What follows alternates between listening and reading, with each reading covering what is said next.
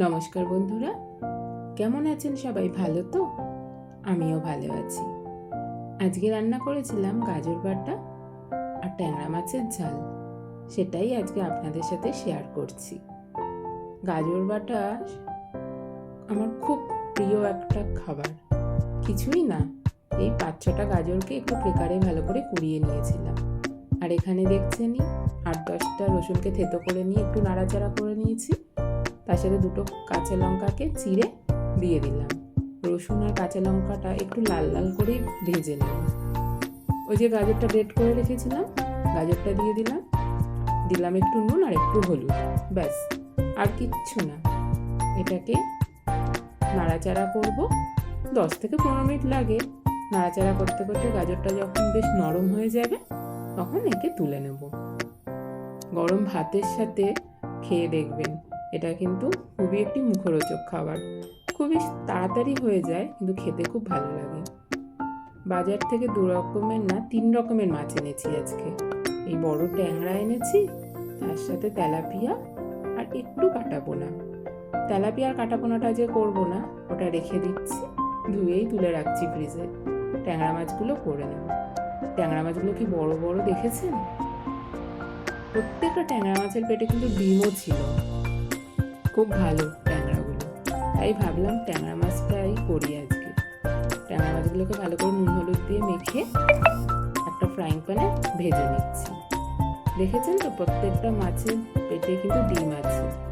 মাছগুলো খেতেও কিন্তু খুব ভালোই ছিল, একদম ফ্রেশ।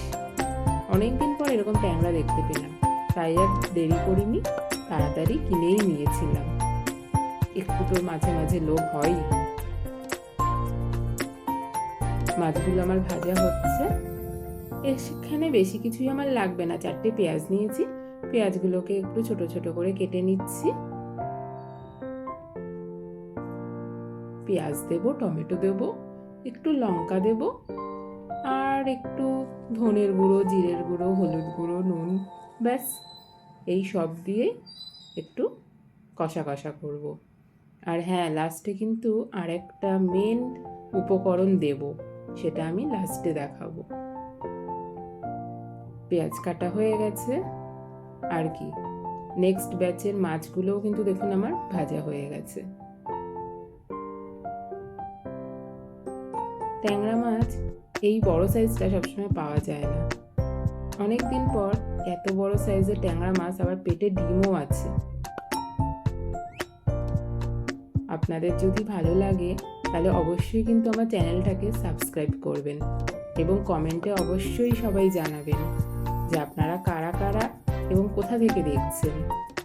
এবং এই ট্যাংরা মাছ বা গাজরের বাটার যে রেসিপিটা আমি দেখালাম, সেটা কিন্তু আপনারা করে খেয়ে দেখবেন। আমি কথা দিচ্ছি, আপনারা কিন্তু নিরাশ হবেন না। মাছের ঝোলটা বানানোর জন্য পেঁয়াজ, টমেটো, কাঁচা লঙ্কা, আর বললাম না, একটু ধনে, একটু হলুদ, একটু নুন, আর একটুখানি জিরের গুঁড়ো, ব্যাস, বেশি কিছু লাগে না। এগুলো একটু ভাজা ভাজা হতে থাক। ততক্ষণে বললাম না, মেন উপকরণ সর্ষে। সর্ষের সাথে একটু নুন দিয়ে সর্ষেটাকে আমি শিলনোড়ায় বেটে নিচ্ছি। আপনারা চাইলে মিক্সিতেও বেটে নিতে পারেন, তবে আমার মনে হয় শিলে বাটলে টেস্টটা খুব ভালো আসে। মাঝে মাঝে শিলে বেটে সর্ষের বাটাটা আমার তো খুব ভালো লাগে।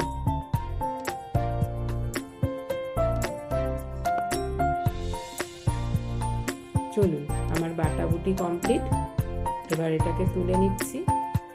ওইদিকে আমি যে পাত্রে পেঁয়াজগুলো ভাজছিলাম, পাত্রটা একটু ছোট পড়ে গেল, তাই এক্সচেঞ্জ করে নিলাম, একটা বড় কড়াই নিয়ে নিয়েছি। মশলাগুলো ভালো করে সাঁতলানো হয়ে গেছে।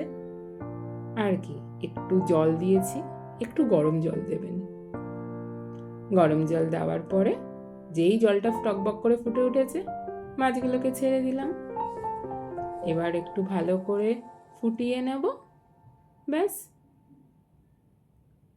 এই যখন ফুটে উঠছে সেই সময় কিন্তু ওপর থেকে সর্ষে বাটাটা, যেটা আমি বেটে রেখেছিলাম, সেটা দিয়ে দেব। এই সময় সর্ষে বাটাটা দিয়ে একটু নাড়াচাড়া করে নেব। তবে সর্ষে বাটা দেওয়ার পর কিন্তু খুব বেশিক্ষণ ফোটাবেন না, খুব অল্প একটু সময়ে ফোটাবো, কিন্তু যাতে মাছের ঝোলটা টকবক করে ফোটে। এই দেখুন, বেশ টকবক করে ফুটে উঠেছে।